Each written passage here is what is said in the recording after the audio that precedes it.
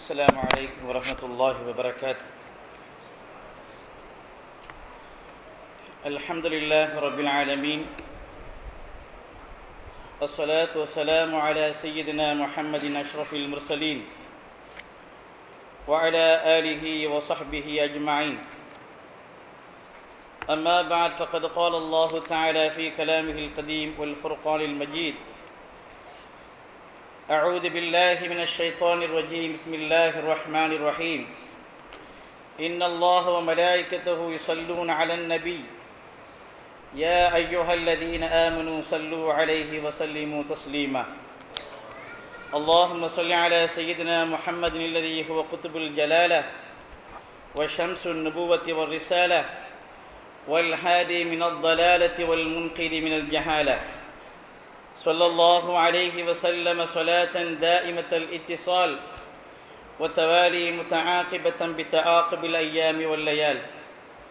الصلاة والسلام عليك يا سيدي يا رسول الله، خذ بيدي حلت حيلتي أدركني يا شفيع المذنبين. எல்லா புகழும் புகழ்ச்சியும் சர்வலோக தயாபரனாகிய அல்லாஹு ஜல்ல ஜலாலுஹு வ தஆலாவிற்காக இருக்கும்.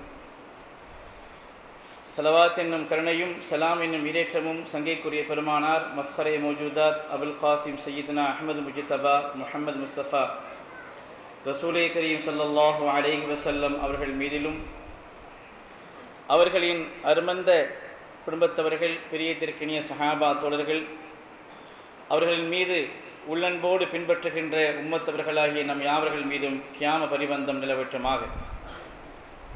புனிதம் பொருந்திய புண்ணியங்கள் பூத்து குலுங்கக்கூடிய இந்த புனிதமான ரமலானினுடைய 17வது தினத்தினுடைய இந்த புனிதமான சங்கை மிக்க இரவில் 14 நூற்றாண்டுகளுக்கு முன்னால் எந்த ஒரு நாளில் இஸ்லாம் தலைப்பதற்காக அருமை நாயகம் ரசூலே கரீம் ஸல்லல்லாஹு அலைஹி வஸல்லம் அவர்களுடைய புனிதமான எண்ணத்திற்காக தங்கள் உடல் பொருள் அனைத்தையும் தத்தம் செய்வதற்கு சித்தமாக இருந்த புனிதமான பத்ரியீன்கள் என்று சொல்லக்கூடிய சஹாபாக்கள், பத்ரு சஹாபாக்கள், பத்ரு களம் கண்ட இந்த நாளில் அவர்களுடைய வரலாற்றினுடைய சில சங்கதிகளை இது நல்ல நேரத்தில் அறிவதற்காக இங்கே அமர்ந்திருக்கிறோம்.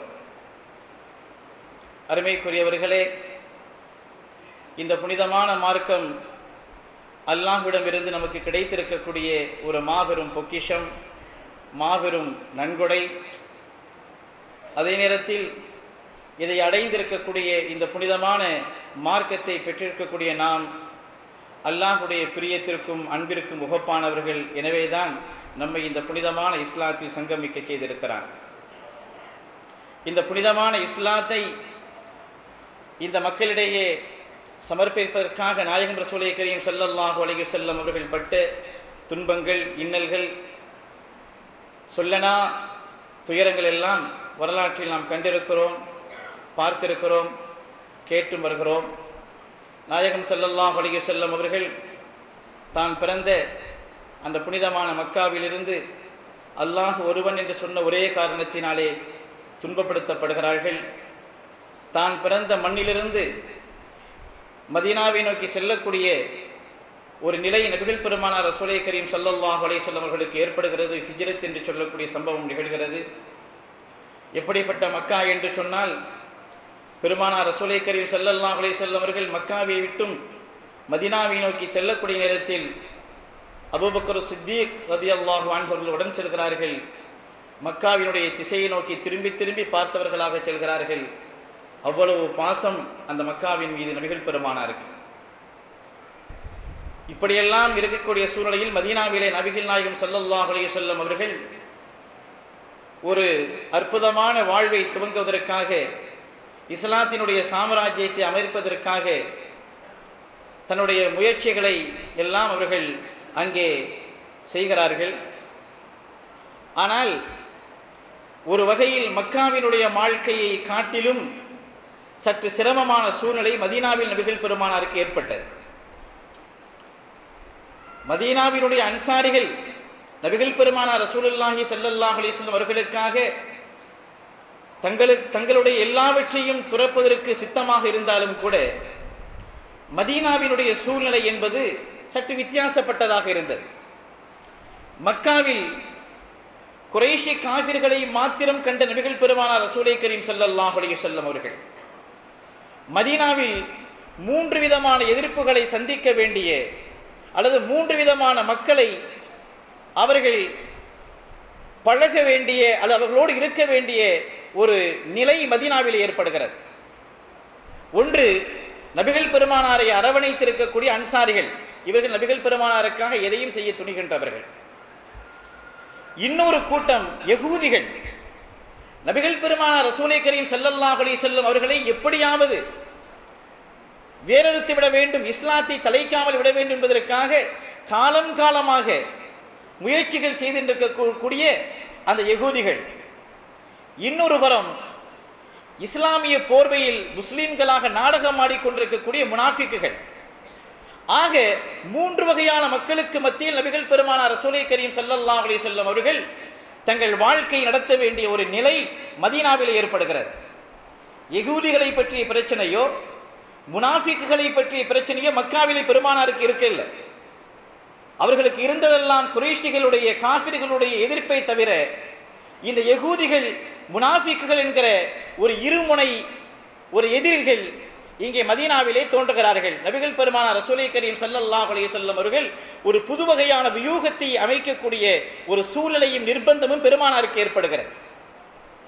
எனவேதான் அருமை நாயகம் ஸல்லல்லாஹு அலைஹி வஸல்லம் அவர்கள் இஸ்லாமியர்கள் பலகீனமானவர்கள் அல்ல, முஸ்லீம்கள் பலகீனமானவர்கள் அல்ல, அவர்கள் எதையும் சமாளிக்கவும் வெற்றி கொள்ளவும் தகுதி படைத்தவர்கள் என்பதை உணர்த்துவதற்காக நல்ல சந்தர்ப்பத்தை அல்லாஹ்விடமிருந்து எதிர்பார்த்து கொண்டிருக்கிறார்கள்.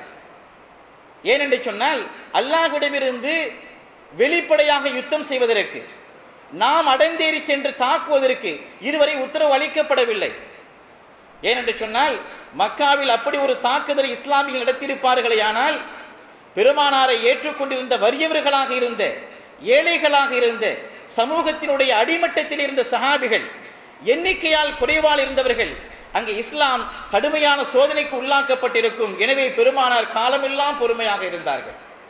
ஆனால் மதீனாவின் சூழ்நிலையில் தாங்கள் யார் என்பதை நிரூபிக்க வேண்டிய ஒரு கட்டாயம் ஏற்படுகிறது. ஏனென்று சொன்னால் மதீனாவை சுற்றியும் பலவிதமான கூட்டங்களும் கிளைகளும் வியாபித்திருக்கிறார்கள். அவர்களிலே பல கூட்டத்தார்கள் யகூதிகளாக இருக்கிறார்கள். அந்த நேரத்தில் தான் அல்லாஹு ஜல்ல ஜலாலுஹு வ தஆலா ஒரு உத்தரவை பிறப்பிக்கிறான். உதின லில்லதீன யுகாத்திலூன பிஅன்னஹும் ஸுலிமு, உங்களின் மீது போர் தொடுக்கப்பட்டால் நாயகமே, உங்களின் மீது அநியாயம் செய்யப்பட்டால் நீங்களும் போர் தொடுங்கள். வ இன்னல்லாஹ அலா நஸ்ரிஹிம் லகதீர், உங்களுக்கு உதவி செய்வதற்கு அல்லாஹ் போதுமானவனாக இருக்கிறான் என்கிற ஒரு ஆயத் நபிகள் பெருமானார் ஸல்லல்லாஹு அலைஹி வஸல்லம் அவர்களுக்கு போரின் மீது அனுமதியை கொடுக்கிறது. இந்த நேரத்தில் மக்காவிலிருந்து சிரியா ஷாமிற்கு செல்லக்கூடிய ஒரு பாதை.